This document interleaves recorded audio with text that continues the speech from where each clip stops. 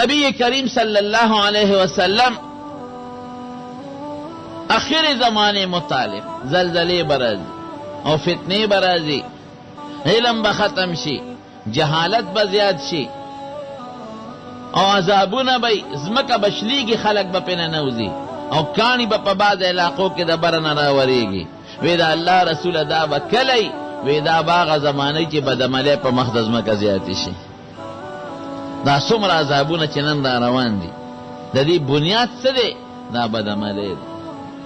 او دا لوی فتنه دا خدای پاک دی مسلمانو سر لوی فتنه دا. ور یواز دا اندام زنا ندا، دسترگو زنا نبی کریم صلی اللہ علیہ وسلم فرمائی زنا العین النظر، دسترگو زنا دا نظر کول دی پردے خزتا او پردی لکتا، او دا غوگونو زنا دا پردے خز خبر دا شہوت پا بنیاد اوریدل دی، او دا جب زنا دا پردے خز سر دا شہوت پا نظر پا خبر کول دی، او دا لاس زنا پردی انسان تا لاس ورولل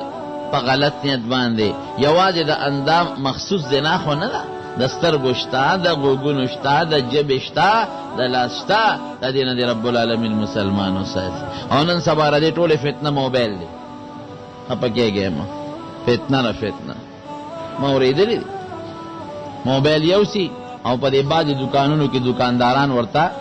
پاگا موبیل کے غلط او گند فلمونا چاہی او پا شل 25 روپے باندی وطا غون یو شل 25 فلم وروا چاہی او ریدلی میری اگا دی بیا گوری خوابتا سنیمالا سونا خرچہ با پکے دا الکا ٹی وی راوڑا کور کے ورتا کینا سونا خرچہ با پکے دا چا مخ کے بیا کتیش دا خو کور گوٹ کے کینا یو فلم گوری دو گوری درے گوری سلور گوری دا چکم انسان وطا دا گناہ پا موبیل کے چی دا و سرسر کی شرک دے دا خو غرق شو دا خو تباہ شو غرق شو دا دی خود شلی یو تواچول شل فلمون بل تواچول شل بل تواچول شل بل تواچول در وقت کہ دا زرگون فلمون قتل کی گی و دا زرگون خلق سمر گناہ کی گی دا دی برابر گناہ دا غچون کی گی.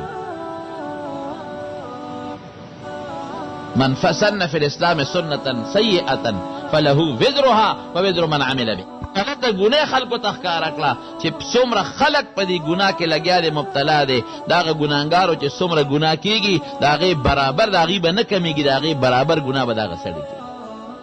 لنبے قتل پا محضر مگا قابل ایجاد کرے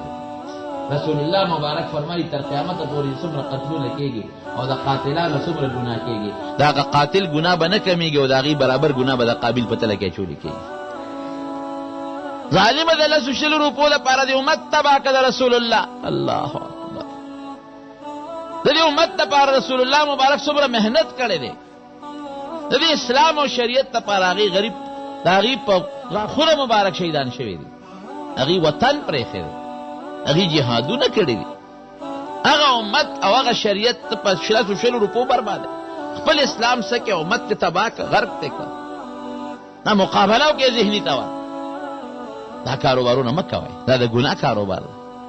دا هغې په دی نعتونه واچوه دا هغې په دی د علماو تقریرونه واچوه دا هغې په دی درس حدیث واچوه دا هغې په دی ترجمې واچوه نو فایده به امت ته ورسېږي. ته خو یې ما 10 روپۍ وګټلې 10 روپیو دې واچول نو په دې شو کې د 10 به ګټلې زیاتې ورې نه ګټلې څه به پې د دوکان خرچم کېږي دکاندار نو 10 روپۍ باندې رضان د آخرت تباہ برباد کړ آخرت تے برباد کر دومره گناہ باو گٹے قسم پا خدای کا قیامت کی اڑے شے بیا نہیں چھے اڑے او امت تے برباد کر رسول اللہ پا صلی دیکھ داغونا راخ کل اگی چی کم محنت کرے دے پارا کم کوششو نہ کرے او صحابہ کم محنت کرے تابعین کم محنت کرے دے او سا پورے علماء کم محنت کی لگیا دی کسا پا کسا غریباران گر دی چی مکہ وے دے ٹول برباد کرے اولی کہہ دا سی دا موبیل دلا صدا غم جو بل شیر سورتا ہوئی ٹیلیفون پا مدغی کی انٹرنیٹ تے کسا بلا لوی جرم کی خلق پر آتے دے او کافر گورا عجیبہ خبر ار شیر گرانی کی دا ٹماٹر روز روزہ گرانی الوگان روز روزہ گرانی پیٹرول روز روزہ گرانی اس پن روز روزہ دا سی شیبہ ماتا پا مخدز مکہ و نخی چی اگر روز روزہ ارزانی کی بے دا موبیل نا او بغیر دے گمراہی دا سامنا خدا خبر رفتار وستر ده چې پرون په شل زره کېده بیا په 10 زره بیا په 2 زره دا د ګمراهۍ سامان وستر وستر ده نه اسو ته کا کوړې سیډیانې پس یو سیډي کې مې اوریدلی په سونو زرګونو فلمونه او په 15 په 10 روپیو په 10 روپیو په 10 روپیو مې دا خدای د قهر نه ویری ډېر لوی عذاب دی رسول الله صلی الله علیه وسلم فرمایي چې ما ته خدای د قبر عذابونه وښول حضرت جبریل علیه السلام او حضرت میکائیل علیه السلام ورسره دي یو غار مې ولیده خولې تنګه و دننه کوله پکې اور بلېده او بربنډه لکان او بربند جینکې وې پکې دا پکې سوځېدل او چې کله به دا لمبې واله نو دا بربنډه لکان جینکې به د تنور د خولې لره ورسېدل د غار د خولې وی ما به وی راغورځېږي ته وی بیا به هغه لمبه ښکته شدي به ویخله لاړل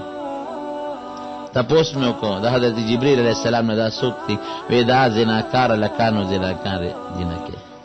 هغه سړي او هغه ښځه چې زنا دی د قبر عذاب دی چې ساعت یې وخېږي دغه عذاب دی او باقي آخرت کې به ورسره الله راکاږي چې څه به ورله سزا ورکړي تاسو د دنیا د سزا د اندازه ولګئ چې دنیا سزا سنګسارې دل دی چې دنیا سزا دونه خطرناکه ده جرم څونه خطرناک شو د سترګو بدعملۍ هلکان به په لارو کوڅو کې